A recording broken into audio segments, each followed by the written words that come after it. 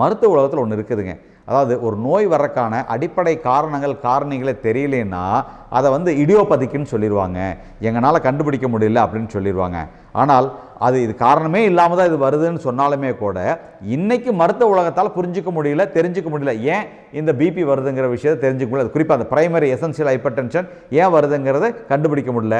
But எல்லா வியாதிக்கும் ஒரு அடிப்படை காரணம் இருக்கலாங்கிறதாங்க உண்மை. ஒரு கதவு வழியாக ஒரு வீட்டுக்குள்ளே உள்ள வரோம்னா திரும்பி போகிற அந்த கதவு வழியாக தான் போவோம். அந்த மாதிரி ஒரு நோய் வரக்கு ஒரு காரணம் இருக்கணும், அதை சரி பண்ணுறதுக்கு ஒரு வழி இருக்கும் அப்படிங்கிறதா உண்மை. இன்னைக்கு இது ஏன் இந்த பிரைமரி எசென்சியல் ஹைப்பர் டென்ஷன் வருது அப்படிங்கிற விஷயம் தெரியல. பட் இதுக்கு சில அடிப்படை காரணங்கள் ரிசர்ச்சில் இருக்குது. அடுத்தது பார்த்தீங்கன்னா செகண்டரி ஹைப்பர் டென்ஷன் சொல்லுவாங்க. அதாவது வேறு சில காரணங்களால் உயர் ரத்த அழுத்தம் வரலாம்.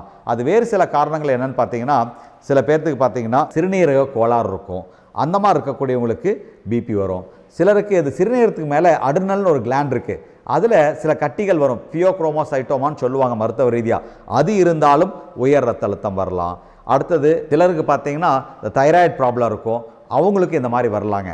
வேறு உடல் ரீதியாக சில தொந்தரவுகள் இருக்கக்கூடியவங்களுக்கும் இந்த செகண்டரி ஹைப்பர் டென்ஷன், அதாவது உடல் ரீதியான காரணங்களால் இந்த உயர் ரத்த அழுத்தம் வர்றதுக்கான காரணம் இருக்குது. இது பார்த்தீங்கன்னா ரத்த கொதிப்பை நம்ம இப்படி பிரிச்சுக்கிறோம்.